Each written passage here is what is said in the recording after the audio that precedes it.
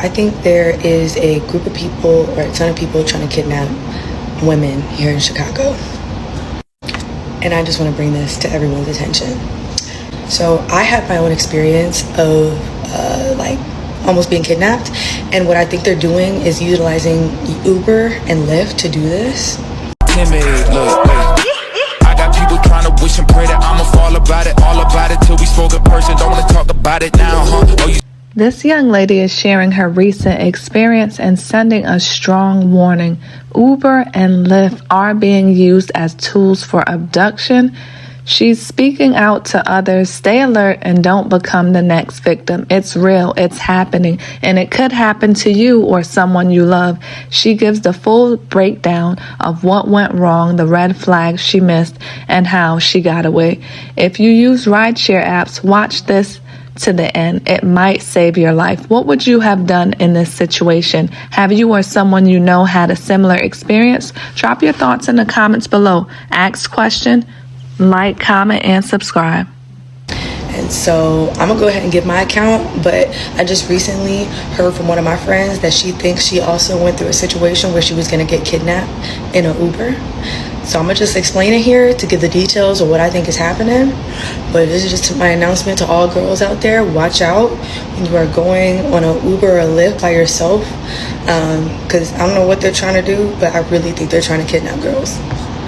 So for my situation, I was out late at night at a skating rink, like around like 12-ish a.m. or whatnot, and I ordered me a Lyft. Now, before I get into the details, y'all gonna be like, Siri, why did you get in this Lyft? I get it, but I still feel like they're doing this kidnapping stuff with like, other scenarios, okay? So not all scenarios look as crazy as mine, but aside from that, so I ordered a Lyft, and when I looked at the app, the car was gonna be like a black car and had a certain license plate, and it was a black woman driving. As we're pulling up, I'm seeing a white car, and when she stops, I look at the license plate, it don't match, but I look at the woman and she's a black woman. So I was like, oh, okay, I'm good. Not to say that all black people look alike, but I looked and I thought she matched the profile because she was black. Now, I got in the car, and when I got in the car, it reeked of cigarettes, like reeked. And I feel like that's a key part, something to pay attention to. It reeked of cigarettes. And so like when I got in too, now I didn't think about this until I talked to my therapist about it, but there was like a black blanket sheet in the back seat. So like I could see like the edge of the seat, when hopping in, but I like saw like a big black blanket, like, covering the seat. So I'm thinking it's seat covers at the time. I just thought it was interesting. Not seat covers, but like that's what they were trying to do with the black blanket.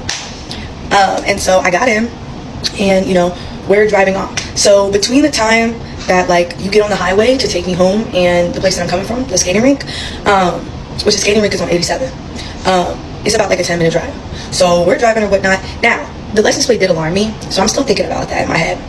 I just felt something in my spirit, which I've never felt before because I've been in Ubers where people are driving a different car or something like that, but it's always the same person. So I'm just like, okay, they just need another car to do Uber. So we're driving, and she asked me, she's like, are you okay? Or she was like, no, she said, are you hot? Are you okay?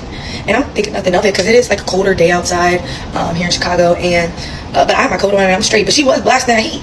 So I was like, I'm good. So something still felt off. So I was like, you know what? Let me check to see who's like, make sure that this person matches. Because like something just in my spirit was like going off. So I checked to see the profile. It's not the same person. I'm like, oh Lord. So now, my anxiety is rising through the roof because I'm like, this is not a good scenario right here. So she's black, but she's not the same black woman in the profile. So I like start texting my friends, the link to my Lyft or whatnot. And when I do that, I'm thinking like it's 1 a.m. Like nobody's gonna see this. So I'm like, let me call my mom. So I call my mom. I got my mom on the phone, but she's in my headphones, right? And I'm texting her, telling her like, hey, like the car doesn't match, the person doesn't match, right? So we're about 5 minutes, 3 to 5 minutes away from like the light to where you turn on, where you turn and then you get on the highway. So when we get to the light, all of a sudden, I just feel this very weird feeling where I get hot as hell. So like I'm like taking off my clothes. Like this is what you feel like when you're about to pass out. Like you just feel very hot. And so like I try to take off my jacket. It's not working. Like it's just an overwhelming sensation in my body. Then I start to get like dizzy, and I literally feel like I'm about to pass out. Like I did believe I was gonna pass out. So we're turning the corner now at this point, and I'm like, either I could get out this car or I could go ahead and, you know, pass out on this highway. Because I say, give it not even 5 minutes, I would have passed out. And essentially, like, I just opened the door. I felt like her demeanor, even when I opened the door, was weird. She just looked back and was like, why you open the door? Like, I was like, I don't feel well, I don't feel all right. She was like, I could have just rolled down the window. Like, no, girl. So I just opened the door and I just grabbed my stuff and I just hopped out and I started, you know, walking and running to a gas station. And so that's my story. Now, my friend had another story where she was, and honestly, her story confirmed it for me, because I was still like questioning everything I had been through, because I thought it was maybe my anxiety. It was just made up all in my head. But my friend told me about her story. Actually, it just happened like yesterday, where she was riding in an Uber. The Uber matched the car and the color, but she couldn't really see the guy. Like, he had like a hoodie on, and I think maybe like even a face mask or whatnot, she said. And she was like, she got in the car, it reeked of cigarettes. And then, so what she did was she rolled down the window. And I feel like that's the difference between me and her story. That, like, I feel like she lasted longer in the car because she rolled down the window. So when she rolled down the window, you know, she started feeling nauseous or whatever, but she thought it was his driving, because his driving was really crazy. Well, all of a sudden she smells this overwhelming, you know, smell of like gas. And she's thinking it's coming from like outside the car.